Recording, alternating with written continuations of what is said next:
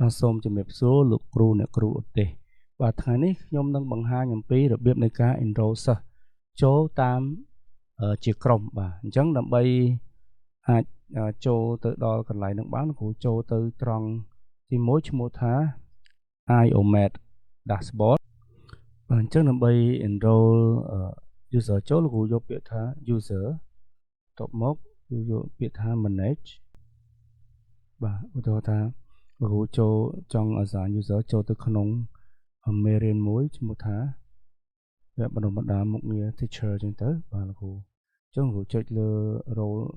teacher ណាមួយទៅបាទត្រង់កន្លែងនេះលោកគ្រូឃើញពាក្យថា participants បាទអញ្ចឹងលោកគ្រូ select យក participant មកបន្ទាប់មកលោកគ្រូយកពាក្យថា enroll user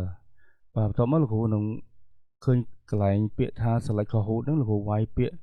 កន្លែងលោកគ្រូបានបង្កើត Kahoot មុនហ្នឹងទៅបាទអញ្ចឹងលោកគ្រូចុចលើពាក្យ Kahoot ហ្នឹងមកលោកគ្រូយកពាក្យថា enroll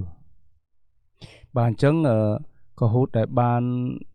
upload មុនអំបញ្ញមិញហ្នឹងគឺបាន enroll ចូលទៅក្នុង course មួយឈ្មោះថា